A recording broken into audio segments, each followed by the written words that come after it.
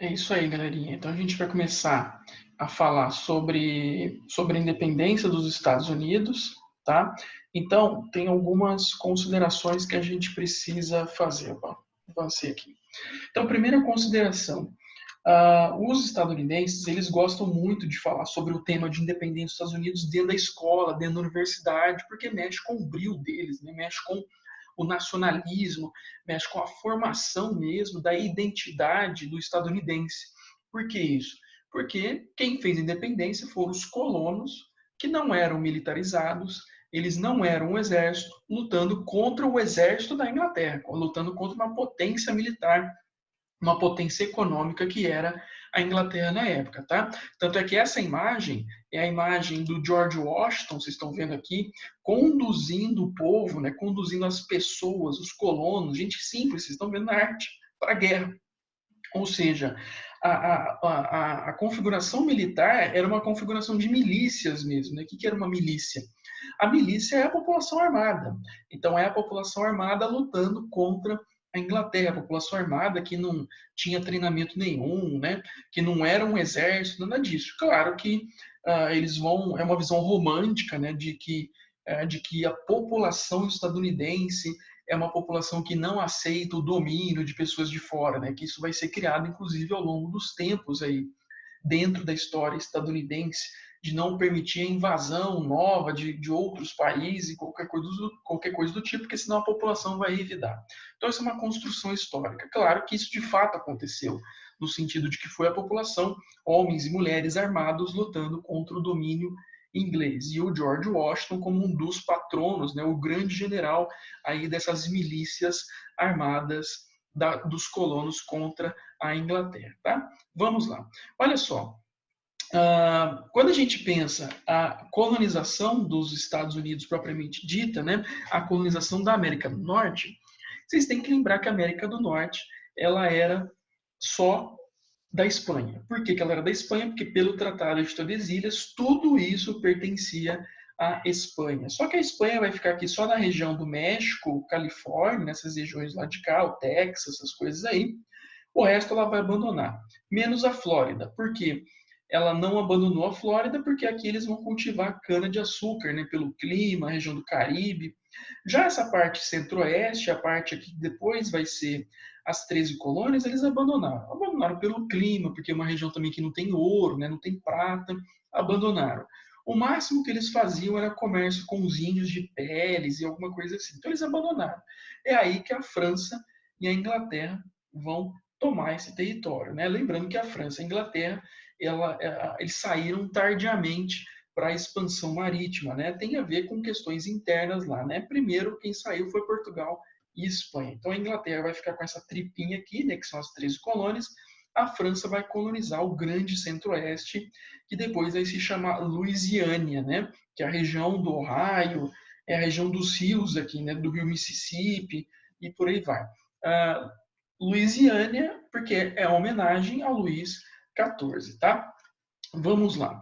Então, qual que é o contexto interno da Inglaterra, na verdade? Né? Então, o contexto da Inglaterra para poder incentivar as pessoas a migrarem para as 13 colônias é um contexto ali a partir do século XVI, tá certo? No século XVII tem uma certa crise econômica que vai culminar com um monte de questões que vai justamente resultar com a Revolução Inglesa, tá?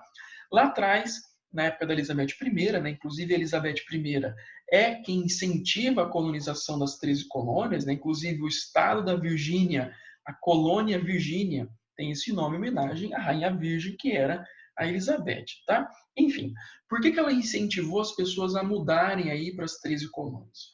Porque está rolando o processo dos cercamentos. Lembrem-se que eu até comentei isso com vocês na semana passada, né, na Revolução Inglesa e na Revolução Industrial, que o cercamento foi aquele processo de tomadas de terras por criadores de ovelhas. Então, criadores de ovelhas que eram inclusive nobres, né, com um pensamento burguês capitalista, eles invadiram as terras dos camponeses, expulsaram esses camponeses das terras e cercaram essas terras. Daí o nome cercamentos. Por que eles fizeram isso? Porque a Inglaterra é uma produtora de tecidos, tecido precisa de matéria-prima, né, para ter maior produção. A matéria-prima, uma parte dela era lã, Para você ter mais lã, você precisa de mais ovelha. Para ter mais ovelha, você precisa de mais espaço, mais terras. E aí esses criadores de ovelha invadiram as terras dos camponeses. Esses camponeses ficaram sem nada, perderam suas terras, migraram para as cidades. As cidades, elas incharam aí no século XVI, inclusive surgiu a tal da lei da vadiagem, né? Por quê? Porque você vai ter um surto de crime, você vai ter um surto aí de pessoas morando nas ruas e obviamente vai gerar violência, vai gerar estupro, vai gerar assassinato, vai gerar assalto e por aí vai. Então as prisões inglesas elas lotaram, né? Tanto é que a Elizabeth ela incentivou essas pessoas a migrarem para as 13 colônias também como uma forma de fugir dessas punições, né? De tentar esvaziar as prisões inglesas. E depois os Stuart vão fazer a mesma coisa, né? Então, o incentivo à colonização das 13 colônias é uma forma também de você diminuir a quantidade de prisioneiros, né? Então, eram degredados, né? Pessoas presidiárias que vão colonizar as 13 colônias e também os chamados puritanos, que a gente vai ver na sequência. Mas, enfim, eles estão indo para lá por uma questão social, tem a ver com essa falta de terras, as questões religiosas, né, que vão promover as guerras religiosas ali dos anglicanos contra os puritanos, contra os católicos, esse grande problema religioso que foi a Inglaterra, inclusive que vai culminar com as guerras civis da Revolução Inglesa. Lembrem-se que a Revolução Inglesa ela tem um caráter religioso, porque o rei vai conceder os monopólios para quem é da sua religião, tá? Então, quem migrou para as 13 colônias é uma galera que vai tentar o novo, a novidade. Então, Nova York, Nova Jersey, né? New Hampshire, né? O novo, né? Essas cidades já existiam na Inglaterra, York, Jersey, Hampshire, já existiam na Inglaterra. A ideia do novo não é só para copiar a cidade. É a ideia do novo mesmo, enquanto uma novidade, enquanto um sonho, enquanto uma nova expectativa no novo mundo, né? Então é um recomeço. Então esses colonos, eles estão indo para as 13 colônias para recomeçar a vida, né? Uma nova possibilidade, a ideia do sonho mesmo, né? Quem colonizou as 13 colônias foram os puritanos. Lembrando que os puritanos eram os calvinistas ingleses. E detalhe, são calvinistas que valorizam o trabalho, tá? Vocês têm que lembrar que muitos burgueses vão se converter ao calvinismo, né? O Calvino falava que um sinal da tua salvação, um sinal de você crer em Deus, é você se esforçar. E você se esforça e Deus te abençoa no seu trabalho, né? Então, no trabalho você pode glorificar a Deus. Então, você ganhar dinheiro por meio do teu trabalho é um sinal de bênção divina, tá certo? Então, essa ética de valorização do trabalho é uma coisa burguesa. Então, a meritocracia, o esforço é um valor burguês. E como vários burgueses estão se convertendo ao calvinismo, esses calvinistas na Inglaterra ganharam o nome de puritanos. E são eles que colonizaram os Estados Unidos. Tanto é que o Max Weber, né, que é um dos pais da sociologia, ele naquele clássico que ele escreveu, que é o Ética Protestante, o Espírito do Capitalismo, o Max Weber quer tentar entender no século XIX como que os Estados Unidos cresceu tão rápido, como que os Estados Unidos se tornou no século XIX uma potência industrial, lembrando que os Estados Unidos fazem parte da chamada Segunda Revolução Industrial, tá? E aí o Max Weber fala o seguinte, fala que o capitalismo nos Estados Unidos, ele vai se desenvolver por meio desses calvinistas, por meio desses puritanos, né? Que eram pessoas que, pela ética protestante de valorização do esforço, de valorização do trabalho, né? Onde no teu trabalho você pode glorificar Deus e Deus vai lá te abençoar no seu trabalho, vai fazer você ganhar dinheiro, isso é um valor. Isso é um valor religioso que está sendo convertido para um valor econômico, ou seja, o capitalismo estadunidense ele tem a ver com o protestantismo, o tipo de protestante que está colonizando aí os Estados Unidos. Não à toa, os Estados Unidos é o maior país protestante do mundo até hoje. Né? O Brasil é o segundo país, os evangélicos e coisa assim. Inclusive, surgiu nos Estados Unidos. Tá? Uma outra coisa é quando a gente vê filme nos Estados Unidos, a gente vê muito aquela coisa, né? O cara abre a garagem e tem um monte de ferramenta. Por quê? Porque eles dão valor a isso. Eles dão valor a você consertar o seu ventilador, a você consertar o seu guarda-roupa, o seu armário, né? Primeiro, porque a mão de obra lá é muito cara. Segundo, eles dão valor a isso. Eles dão valor no esforço. Eles dão valor no mérito. Tanto é que chega a época de férias escolares, né? Que é julho, agosto e setembro nos Estados Unidos. praticamente a galera que é estudante, os jovens, os universitários, eles trabalham. Eles trabalham para quê? Não para ficar parados, né, durante as férias, mas também para ganhar dinheiro e também é uma coisa que eles vão colocar no currículo deles. Por quê? Porque essa ideia do esforço, independente do tipo de trabalho que você for exercer, você pode ser lixeiro, você pode ser trabalhador de fast food, né, trabalhador de pizzaria, de supermercado, qualquer coisa assim, eles colocam isso no currículo. E aí isso para eles é importante, né? Tanto é que o Obama, se eu não me engano, ele tem 3 filhas. Uma das filhas dele, nessa época que ele era presidente, trabalhou em rede de fast food ou trabalhou em supermercado, alguma coisa assim. E ela era filha do presidente, ela poderia muito bem não trabalhar. Mas por que ela fez isso? Porque tem esse valor do esforço, né? O valor do trabalho. Então, isso tem a ver com o puritanismo, isso tem a ver com o calvinismo que colonizou aí os Estados Unidos. Então, Max Weber ele faz essa associação de avanço do capitalismo com essa ética protestante, né? Essa ética puritana. Por isso que eles dão muito valor ao mérito, né? Ao esforço, e a gente vê muito isso em filmes dos Estados Unidos, né? De histórias de vida de pessoas que começaram do zero, que se esforçaram e conseguiram as coisas delas, né? Pelo trabalho, pelo esforço. Eu até conheço pessoas que migraram para os Estados Unidos de forma ilegal e aí foram presas, inclusive, né? E aí a pessoa, quando foi presa, o juiz perguntou para ela, era uma mãe, e perguntou para ela assim, por que, que ela tinha migrado, por que, que ela tinha migrado para lá ilegal? Aí ela pegou e falou assim, ó, eu mudei de vida, no Brasil eu tinha uma condição de vida muito pobre, mudei para cá porque eu quero criar meu filho, eu estou aqui trabalhando, eu quero dar o melhor para meu filho, eu quero que ele tenha uma vida melhor, uma vida digna e coisa assim. O que aconteceu? O juiz deu o green card para ela, o juiz deu a autorização para ela se tornar legal ali. Por que, que ela fez isso? Porque o juiz viu que ela estava ali para trabalhar, para se esforçar mesmo. Então, essa lógica do esforço, essa lógica do mérito, ela é levada em conta por muita gente. E nesse caso, o juiz viu isso. E uma outra coisa também, né? O imigrante legal nos Estados Unidos, ele pode pagar imposto. Então, o trabalho dele, o lucro que ele tem, ele pode pagar um imposto disso. E nisso o juiz também levou em conta, porque ela pagava o imposto dela, né?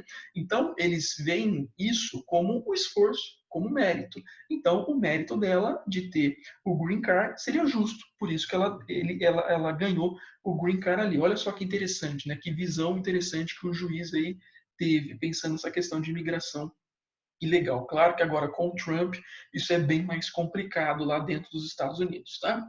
Outra característica dessas colônias, essas colônias possuíam autonomia política.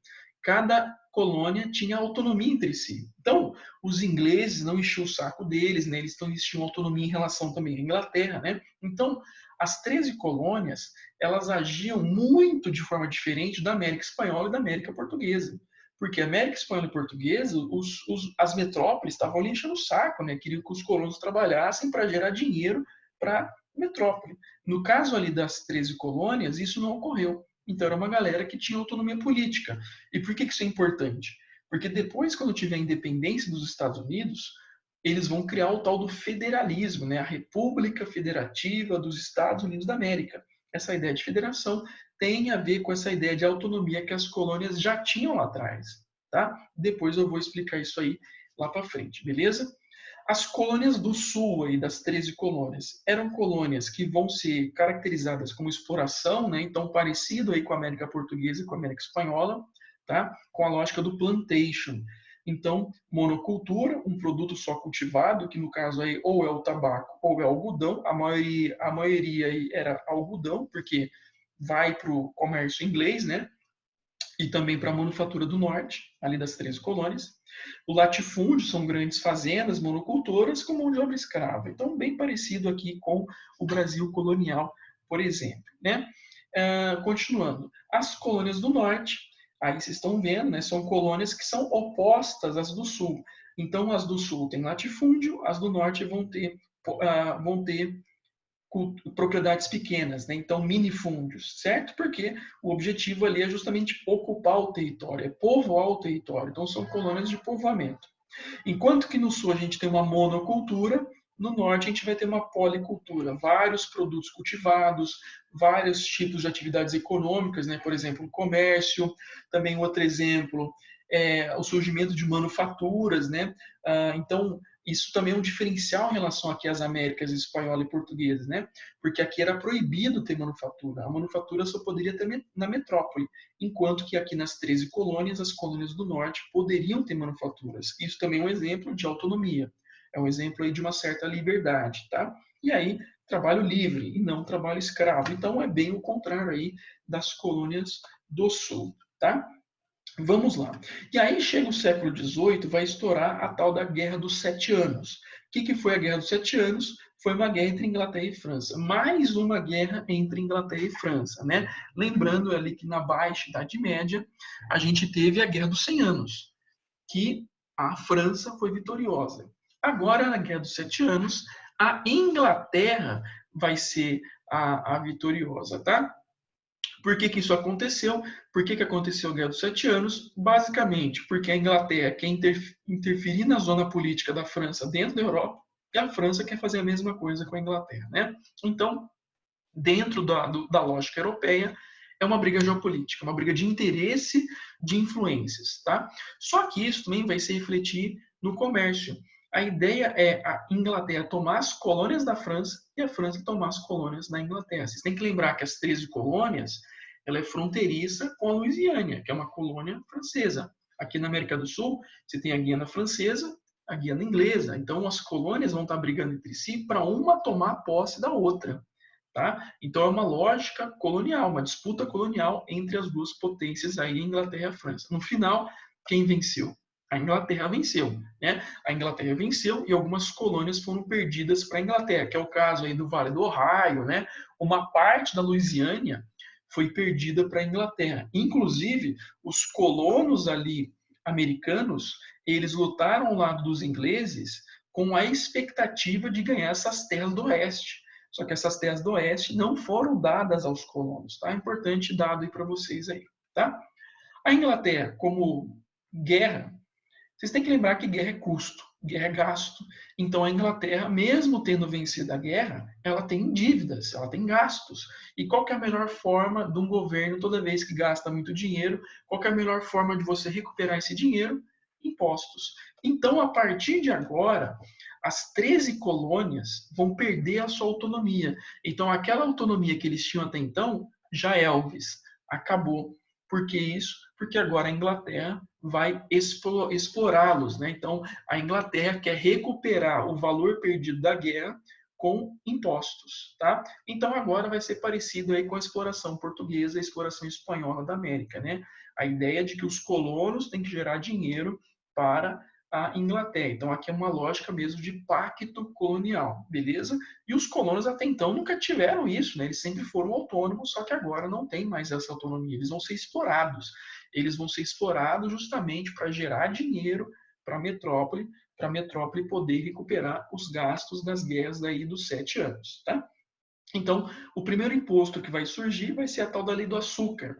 Então, você só pode comprar açúcar dos ingleses, né? Os ingleses produziam açúcar ali nas Antilhas, no Caribe inglês, certo? Se você comprar produto de outros, isso é considerado tráfico. Isso também existiu aqui no Brasil, tá? Você só poderia comprar produtos que eram dos portugueses. Se comprasse de outros países, é tráfico do mesmo jeito, beleza? Claro que aqui não é só açúcar, também tem o melaço, tem o rum, tem outros produtos derivados aí, beleza? Mas a ideia é justamente forçar o colono a comprar açúcar inglês. Obviamente, com açúcar inglês ele vai ser mais caro porque ele tem imposto. Ele está um imposto embutido no preço. E aí, justamente para os ingleses tentarem recuperar os gastos da guerra por meio do imposto do açúcar, tá? Depois, a lei do selo. O que é a lei do selo? Todos os impressos, jornais, livros, correspondência, tem que ter um selo real. E, obviamente, que para ter esse selo real, você tem que pagar. Então, isso também é um imposto para poder gerar dinheiro para a metrópole, né? Depois, com os atos Townshend são impostos sobre alguns produtos. Por exemplo, o vinho. Então, o vinho também vai ser taxado e alguns outros produtos importados, né? Justamente para poder gerar imposto para os colonos, certo? Os colonos, obviamente, não vão querer comprar esses produtos, então eles vão agir de forma de contrabando e, obviamente, que a Inglaterra vai tentar coibir. A Inglaterra vai prender esses contrabandistas. Os colonos começam a se revoltar contra os ingleses, tanto é que um exemplo é que ali na região de Boston os colonos se revoltaram. E aí o exército vai mandar bala sobre eles, tá? Então, o exército disparou sobre todos eles ali, gerou uma grande revolta, né, por parte dos colonos, porque eles foram massacrados pelo exército inglês, e isso meio que ajudou a derrubar os atos Townshend, tá? Então, meio que para amenizar a situação com os colonos, porque os colonos estão se revoltando, né?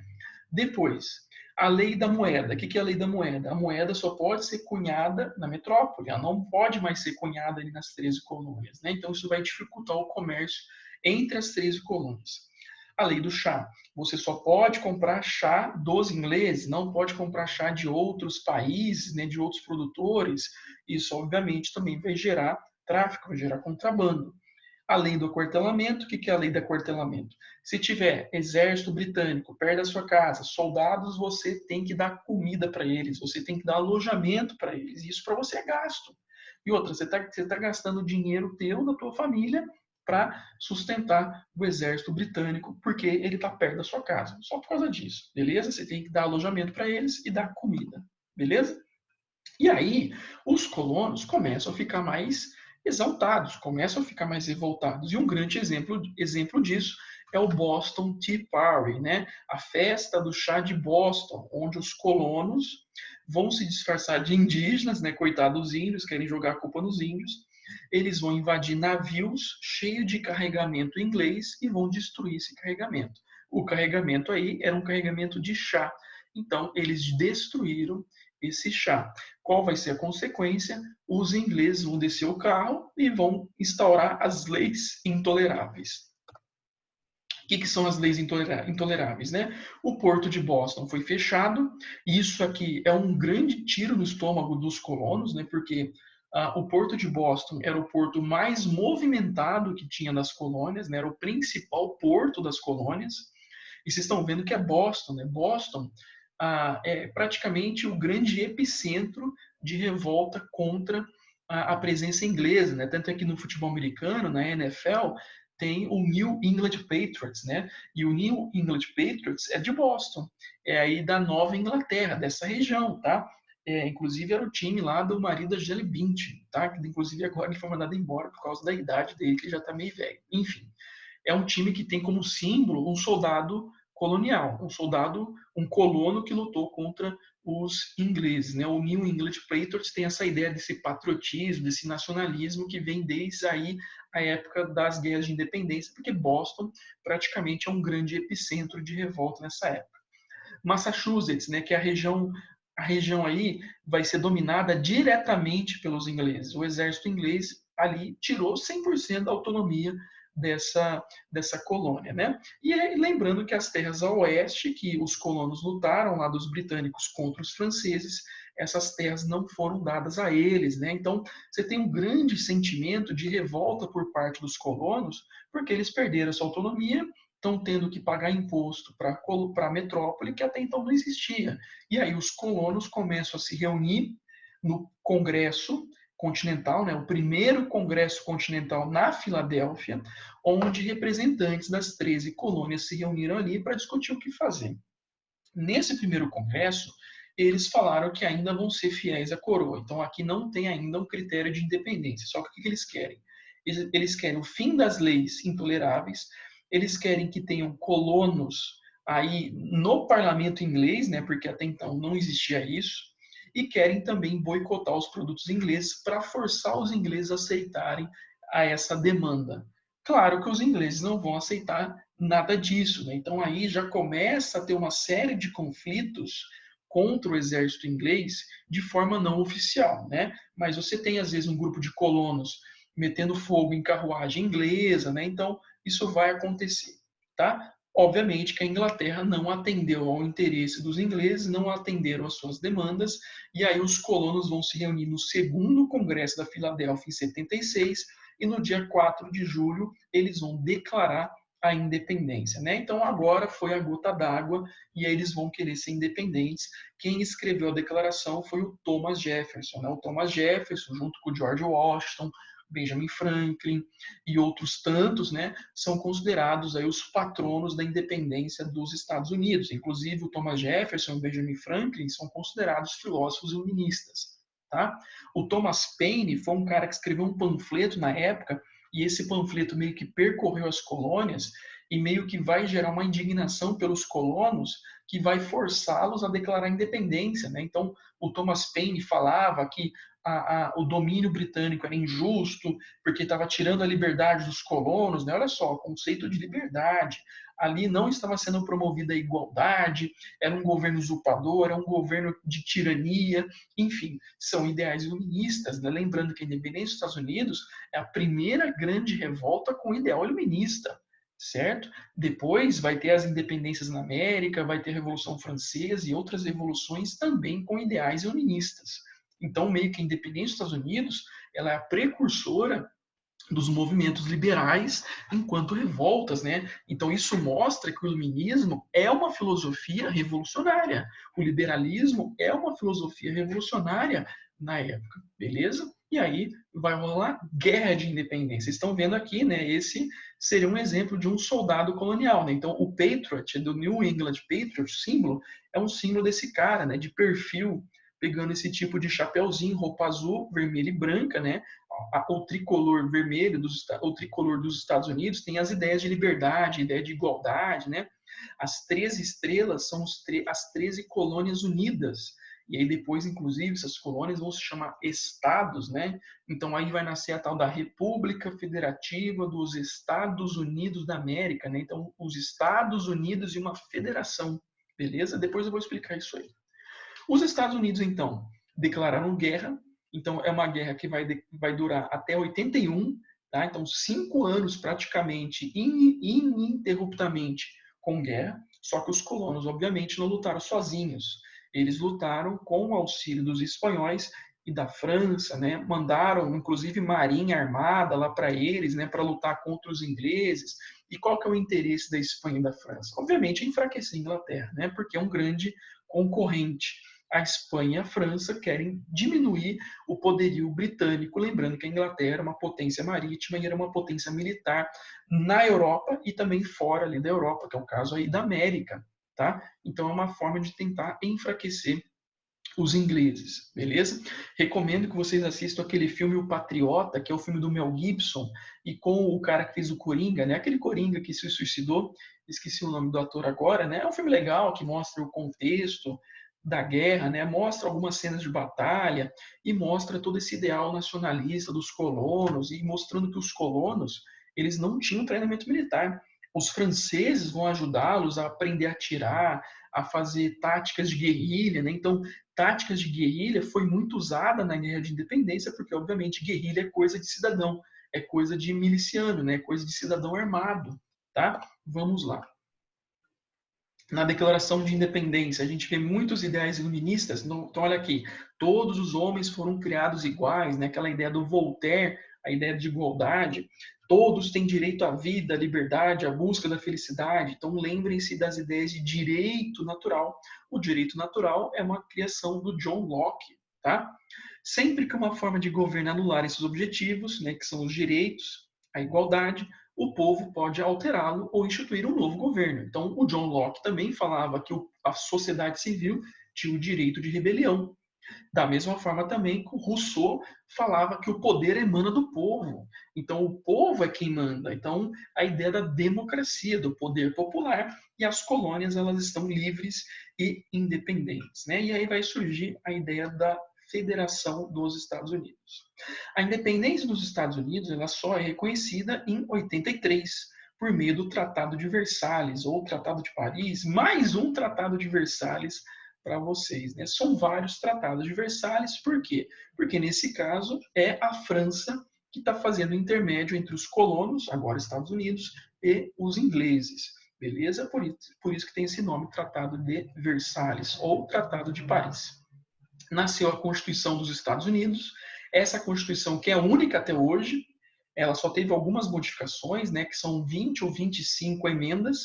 Uma das emendas, né, inclusive a Constituição foi escrita pelo Thomas Jefferson que é um dos patronos da independência dos Estados Unidos, é uma Constituição iluminista, porque começa lá, nós, o povo, temos direitos a, nós, o povo, temos direito à liberdade de expressão, liberdade política, liberdade religiosa, e por aí vai, né? Então, uma Constituição liberal, uma Constituição iluminista, tá?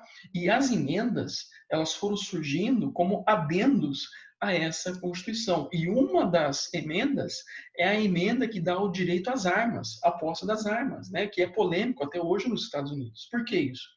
Porque vocês têm que lembrar que quem fez independência foram os colonos. E eles não eram militarizados, é a população simples, armada, né?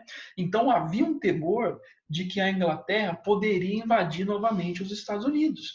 Inclusive, em 1811, 1812, vai rolar a tal da Segunda Guerra de Independência, onde o Canadá, que era administrado pela Inglaterra, invadiu ali os Estados Unidos, nessas regiões de fronteira, né? Inclusive Washington, a capital Washington, foi invadida pelos ingleses novamente. Então, essa emenda, ela nasceu para quê?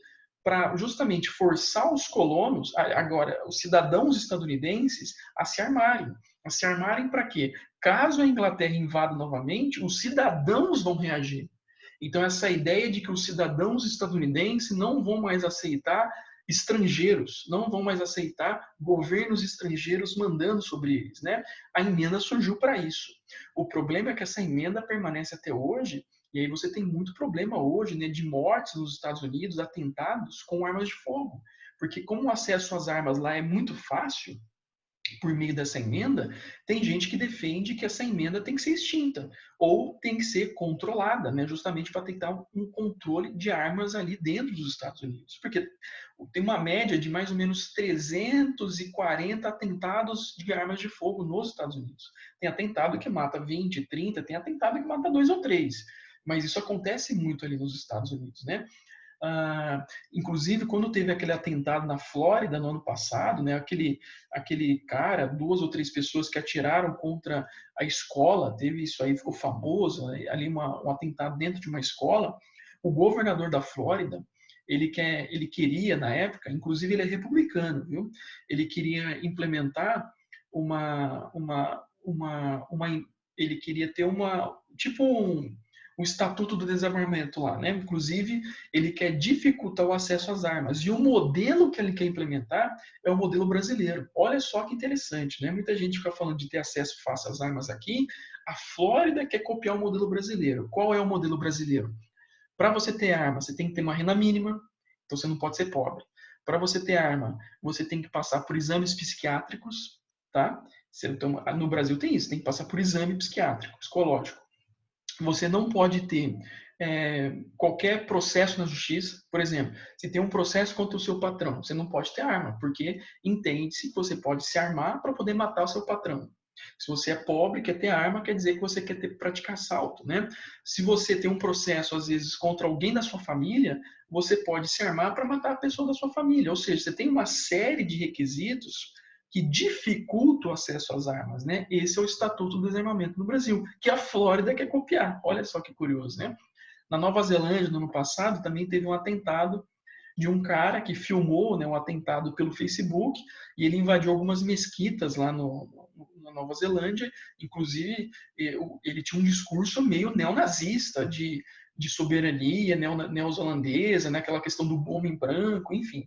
E aí, a primeira-ministra lá, né, que é uma mulher, primeira-ministra, inclusive ela, um dos maiores exemplos de combate à pandemia do coronavírus agora, né, com medidas muito eficientes de isolamento social e coisa assim, ela que virou referência mundial nisso, ela meio que proibiu o acesso às armas depois disso. Ou seja, essa questão das armas ela é polêmica em vários lugares, no caso dos Estados Unidos, né, no caso da Nova Zelândia, agora recentemente também no Canadá teve um atentado, se eu não me engano, no mês passado, agora no mês de março, teve um atentado, se eu não me engano, lá. O Canadá, por exemplo, tem muitas armas, praticamente mais que os Estados Unidos, inclusive. Só que lá não tem atentado. Lá, inclusive, as armas é a arma de caça, né? Não é a arma de pequeno porte, é mais arma de caça. Só que teve um atentado lá e eles querem dificultar o acesso às armas por esse atentado que teve, tá? Beleza, então, continuando. O George Washington vai ser consagrado primeiro presidente, né? Ele que era o general aí dos colonos na luta contra os britânicos. Então, quais são as consequências? É o primeiro país independente da América, uma primeira colônia independente na América. Isso, obviamente, vai influenciar as outras colônias aqui, depois vai ter independência do Haiti, vai ter independência aqui da América do Sul, né? O Argentina, Paraguai, Venezuela, Colômbia, tudo também teve inspiração aí nos Estados Unidos. Lembrem-se que a Inconfidência Mineira também teve influência dos Estados Unidos, né? Foram revoltas com ideais iluministas, é praticamente a primeira grande revolta com ideal iluminista, e vai nascer uma nova organização política, que é a ideia justamente de uma organização política dos cidadãos, é a tal da República Federativa dos Estados Unidos da América. Lembrando que as colônias antes tinham autonomia, então agora essas colônias, que vão se chamar de estados, esses estados continuam tendo autonomia. Esse é o ideal federalista, né? De que cada estado tem direito a fazer sua constituição própria. Por isso que lá tem estado que tem acesso às armas de uma forma mais fácil, outras mais difícil. Tem estado que tem pena de morte, tem estado que dificulta isso, né? Tem estado que tem o cultivo da maconha, tem estado que não tem isso. Por quê? Porque isso é o ideal do federalismo. Inclusive o Brasil copiou esse modelo, né? O Brasil copiou o modelo da Argentina e a Argentina copiou o modelo dos Estados Unidos, que é a ideia da República Federativa do Brasil. Tá? Então, cada estado é um ente federado e tem autonomia própria. Né? Por isso que agora, na pandemia, cada governador também está fazendo de um jeito. Por quê? Porque tem liberdade para fazer isso, tem liberdade constitucional. Inclusive, o STF falou que isso pode acontecer porque isso faz parte do ideal federalista. Tá? Cada estado tem autonomia própria. Nos Estados Unidos, a escravidão continua existindo ainda, né? Apesar de falar de liberdade, de igualdade, mas é para quem isso? Quem que fez a Constituição dos Estados Unidos? Foram pessoas brancas. Olha só a questão, né? Então isso é uma questão polêmica. Continua a ter escravidão nos Estados Unidos por praticamente 100 anos. A mulher, por exemplo, não tem direito ao voto, né? O voto vai ser de homem alfabetizado e com renda mínima. O voto censitário. Vai rolar perseguição aos indígenas. Então, liberdade e igualdade para quem? Beleza? E aí terminamos então a nossa independência dos Estados Unidos. Belezura, gente? Então, grande abraço para vocês, tá?